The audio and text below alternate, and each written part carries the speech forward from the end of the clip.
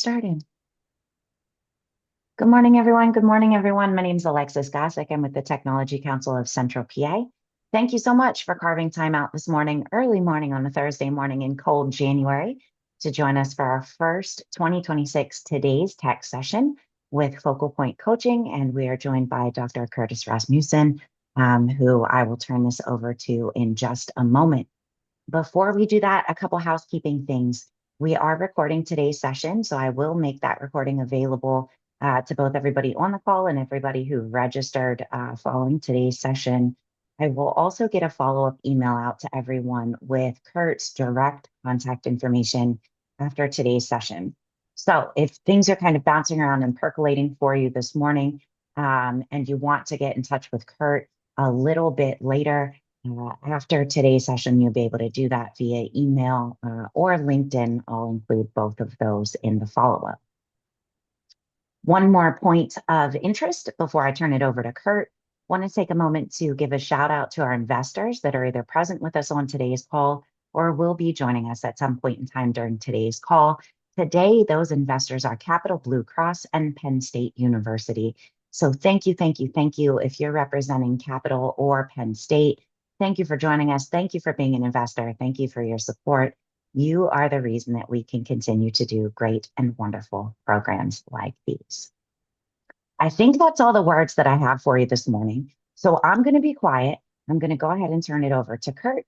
Curt, whenever you're ready, go ahead and take us away. All right. Thank you very much, Alexis. So let me share my slides here.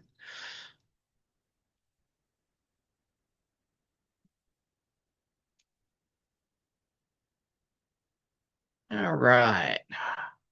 So since we don't have a lot of people, if you want to ask questions, just come off mic and ask a question. Happy to stop wherever and address it. So good morning to everybody. Like Alexis said, sun is shining. I see sun here in York. I know it's very chilly out with a nice breeze. So who we are. So jumping right in. So my name's Curt Rasmussen, IO psychologist. I have a PhD in IO psychology.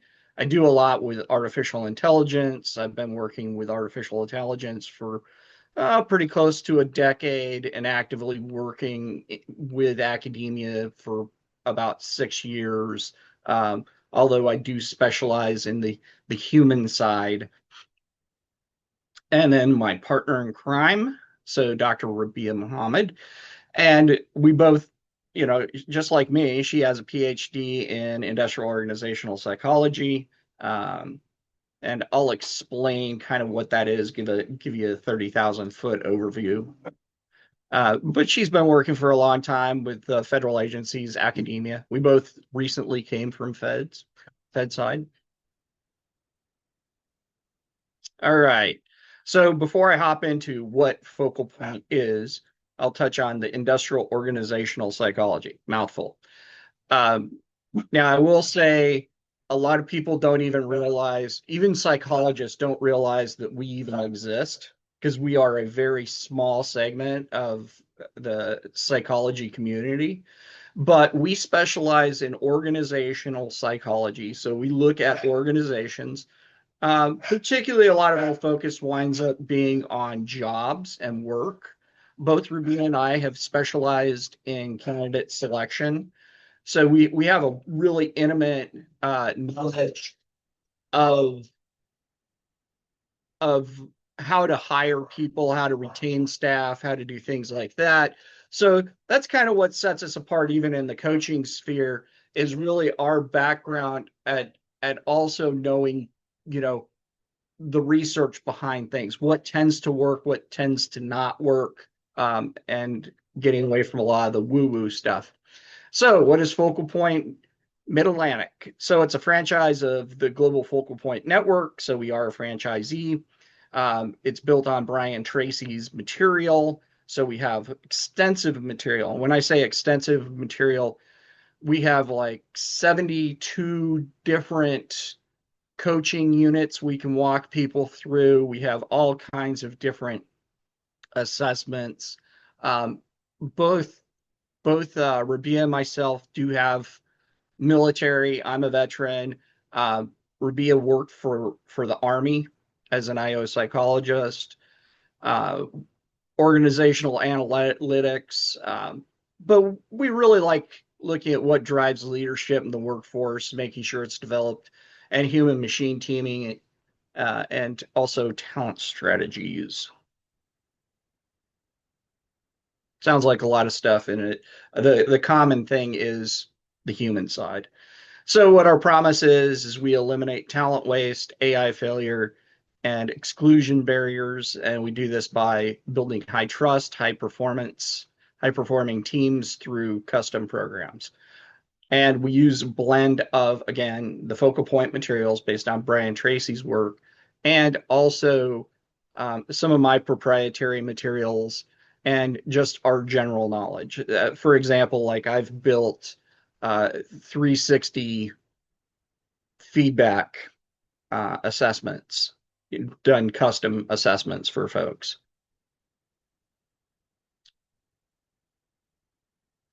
So what we provide, strategic business planning, AI readiness assessments for leaders and staff, AI training for leaders and staff, talent management initiatives, coaching, training, and facilitation, succession planning, huge one, system optimization, and again, like I mentioned, the 360 reviews, DISC assessments.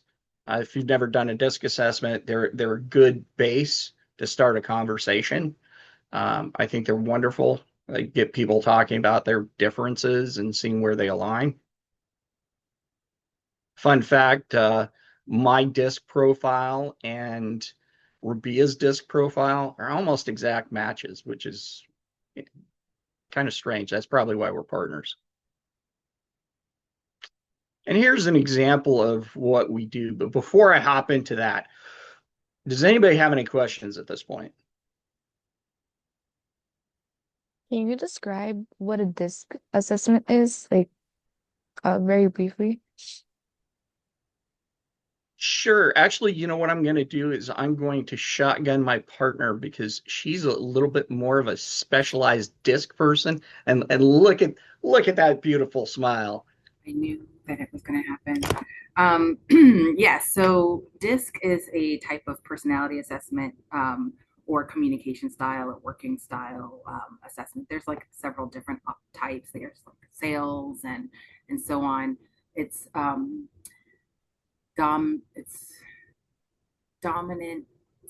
Of course, I'm forgetting the acronym: dominance, influence, social, and compliance. And sometimes the C might change, but the idea being that similar to, say, ENIF or so on, that you might be higher in some and lower in others, but these different traits can help, understanding these different traits can also help understand your communication style. And it's we use these kinds of things to either help teams, leaders, individuals with communication styles.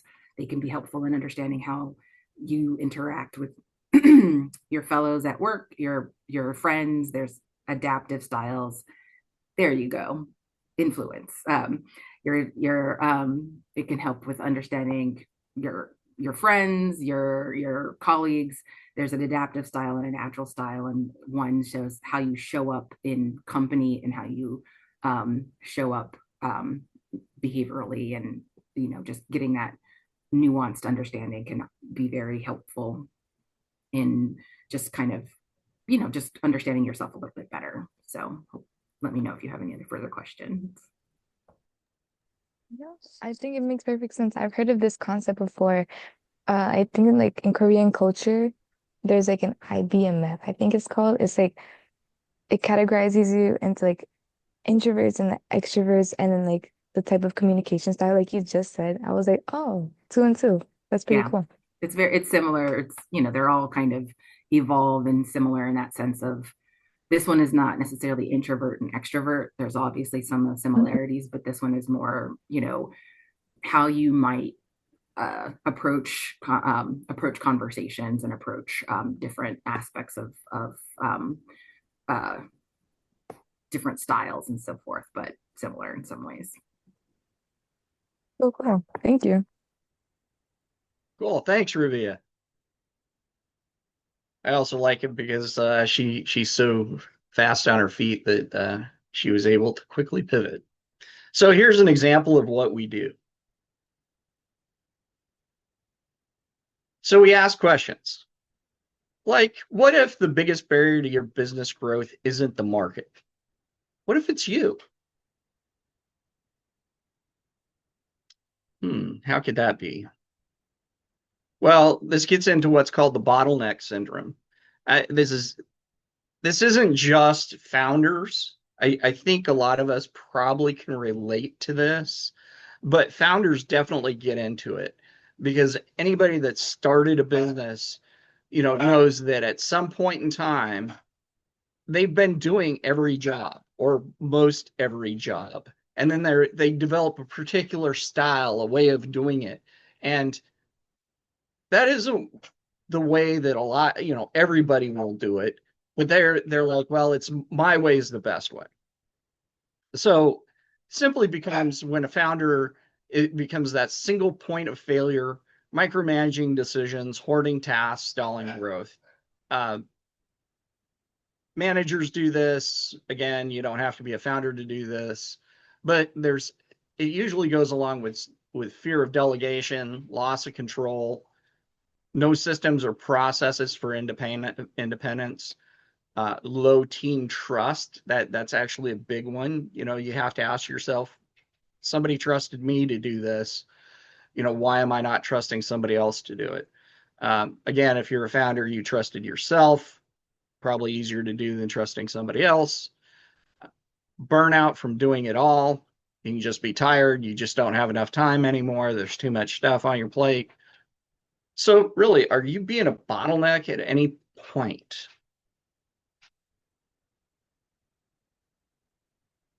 So how Focal Point will help you fix that bottleneck. Again, we use Brian Tracy's Focal Point system. So we go through strategic planning, delegation mastery, repeatable processes. This is where DISC also comes in. DISC helps to describe why you may be feeling certain ways. So D, high dominance. That's somebody that's going to want to be in control. They're going to tend to make quick decisions, as opposed to somebody that is high in a C, who wants very detailed information, wants to think through the whole process, takes time. If you have a D and a C interacting, you could have conflict. One person wants to go fast, one person wants to go slow. This is where some of these tools become very valuable from that conversation point. And I'll stress that from starting that conversation. We also use trust edge frameworks, which are to build high trust in the teams via clarity, compassion, and assessments. The thing with trust is trust isn't necessarily like or dislike, or lack of like. Trust is based on many other factors, because there's plenty of people I think you could probably think of that you've met that you're like, I like this person, but I don't trust them. So we use Trust Edge framework to help figure out those details. This is all psychology-driven coaching for sustainable scaling. But it's really to break free and build a business that runs without you. Because at the end of the day, if you want your business to scale, it can't be just you for most businesses. So are you growing or coasting? When did you last fire yourself from a daily task? If you've been a supervisor, this is a great question. When did you last fire yourself from a daily task? Think about that. When did I do that? Because again, you can be that bottleneck. You can start taking on way too much. So one of the things we'll help people do is go from that bottleneck to builder. Fire yourself. Here's a suggestion. Anybody can use this. Fire yourself weekly. And the way you do that is by handing off one task. monthly realign the goals. And this is especially valuable when you're growing. So you can actually plug this in as part of your operations, even part of your strategy. Integrate AI for augmentation, not replacement. I'll dive into that a little bit more in the next slide. But, essentially, don't get tools because tools are cool. Get tools because you have a need for them. They're going to provide value to you.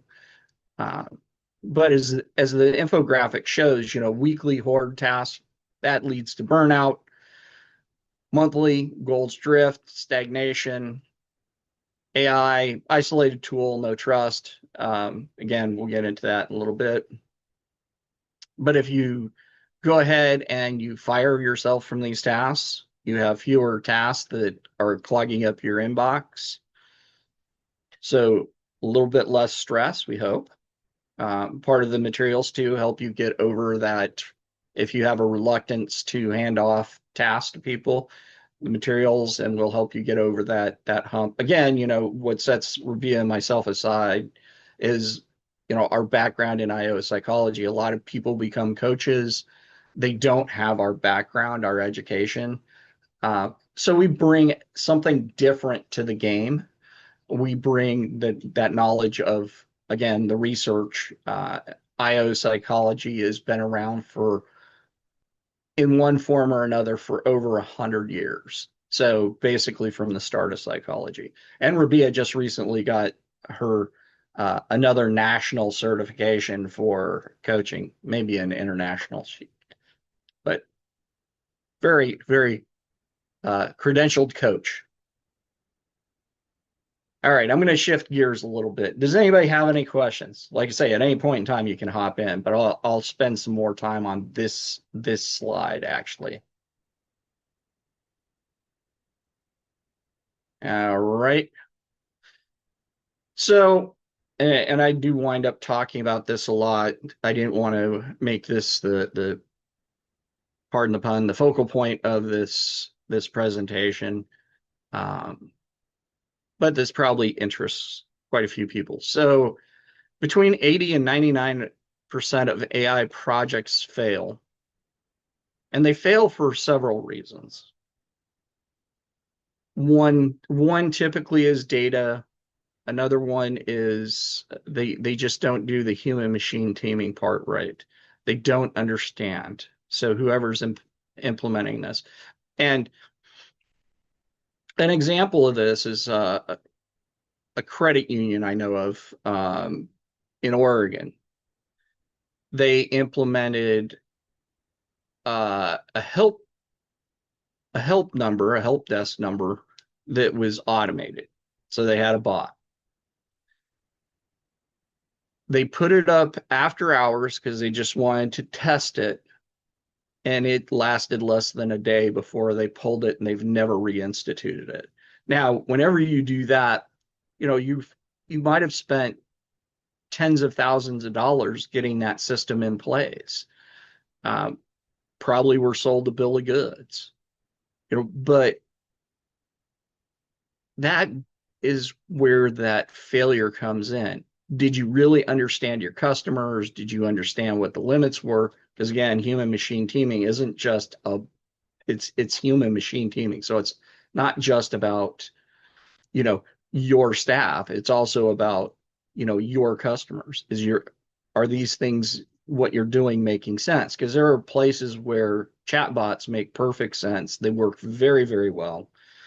But they can be applied very poorly. Human factors, leadership, culture, is your culture really ready for the implementation of AI? Are there a lot of myths out there? Because there are a lot of myths around AI itself, what it can do and what it can't do. And a lot of these are perpetuated by groups that actually sell AI solutions. Now, sometimes they do it purposefully. I'm going to say a lot of people don't realize they're doing it because there's a lot of myths in general around AI. But you have things like, on this slide, there's a lot of words. I don't really expect you to read all these, and I believe, well, I can definitely get you a set of these slides. But, you know, the sales promise 40 to 60% gains via automation. Well, like I often say about AI, AI is like an electric wheelchair headed towards a cliff. If you don't have the knowledge, skills, and abilities, you're going to go over the cliff. Another nicer analogy is, anybody that is even a beginning violinist can play a Stradivarius, but only a maestro can make it sing. So really, you're looking at a lot of these projects tend to fail, not just bad data, but they're actually teamed inappropriately. One of the failure points too often is if the person's over reliant upon the AI, they tend to just defer to the AI, which means they're not picking up when it goes wrong, and AI goes wrong. Depending on what type of AI you're using, goes wrong a lot. Revenue, they expect a lot to come back in revenue. There are costs that people don't understand. Now, it's not that they're not told about it, but they don't necessarily grasp these costs. Just time for servers for AI can run you $20,000 a year. Now, that may not be a big issue, depending on the size of the company, or it can be a very big issue. Now, if you're not getting any return on investment, do you really want $20,000+ going out for something that people are working around? Implementation, plug and play is actually not very successful. Now, I'll put a caveat on that. There are situations where plug and play works very well. It depends on how, like, if you're using ChatGPT, how are you using ChatGPT?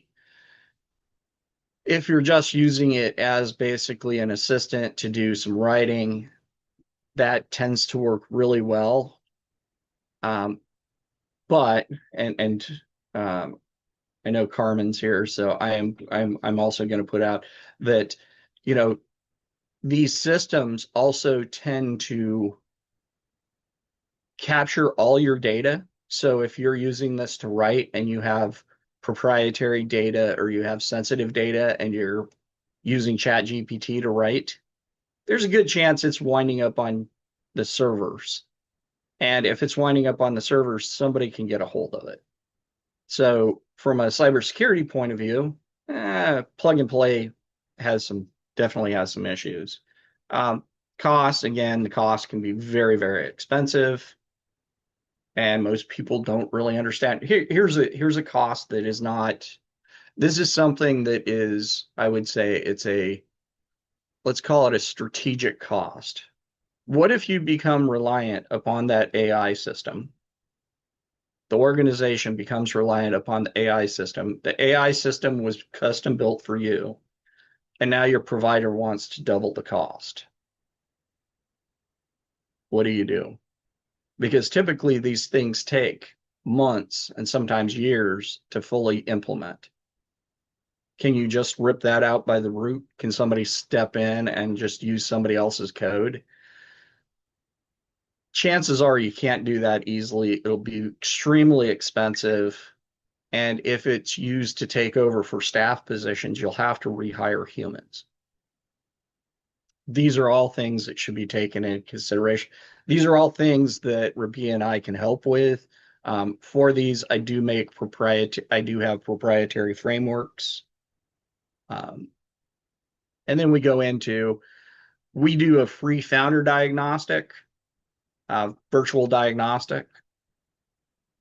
You don't have to be a founder. Just give us a call. We have our contact information. And thank you. Thank you so much, Curt. I'm going to chime in. We've got about 4 minutes left. So let me offer up an opportunity. Folks, you have Curt's undivided attention at this point. So is there anything that anybody would like to chime in with, feedback, questions before we wrap up today's session? A reminder, We are recording today's session, so we'll get it out there. If there's something that you need to kind of revisit before you formulate the question, that works. And we will make sure to get a follow-up email out too with Curt's direct contact information. So once you have time to formulate that question, or when I have the next conversation, you'll be able to get in touch with Curt directly. But while we've got him, anybody want to chime in with anything, please feel free to come off mute or drop it in the chat. Hey, Alexis, this is Carm. I sent you an email, you and Curt, in case you wanted to share the disc chart. It's got a little more explanation on it. I couldn't post it in there due to like limitations. Fantastic. Thank you, Carm. By email, or Curt can share whatever he wants. Yeah, we can share that. Absolutely. I will attach it to the follow-up so that everybody has it. Appreciate you, Carm. I did I did a focal point session. It's been a few years, but probably within about 2 years of organizing my business. It was very helpful. Awesome. If you haven't done it before, you don't have to be a founder, but if you haven't done it before, it can be worth your time. Yeah, it's amazing how much material. So this isn't, and I'll put this out really quick, kind of bounce off what Carm said, is that the focal point is we have enough material. It's not everything's custom. So if you don't need something, we don't put you through it. So I know there's a lot of business coaching practices that they're like, okay, here's our program, step 1, step 2, step 3. It's like that. That's not what we have. We have what, we go to what you need. Awesome. Anybody else? What do we got? So Curt and I had a discussion at the holiday party about AI and stuff, and you'll see my comment in there about no way your data can show up anywhere else. Every time I've heard an AI salesman say that, wish I had $1, I'd be loaded, and I don't believe it for a second. But even like myself, I was like, I might sanitize something and put company X, and Curt said, yeah, but I bet your pattern will show up after a few. And it's true. And it's like, now that's one thing. Can you live with your pattern being out there? That's one thing. Maybe someone will copy it, big deal. But for anybody, later down the line, if you were concerned about someone doing some digging on you, it's just something to consider. I use AI. I try to use my own instance that comes along with it. My services, and I keep anything unique to my company within that instance. But if I'm out in Perplexity or Chat GPT or something like that, then I'm using sanitize or generic questioning and go back and edit it later. Good points, Con. I did see a note in the chat about the slide deck. Curt, if you want to pass it over to me, Yep. I'll be happy to attach that to follow up email as well. I do want to be respectful of everybody's time. It is 9 o'clock on the button, so we're going to cut everybody loose. But thank you again, Curt. Thank you for all of you that joined us this morning.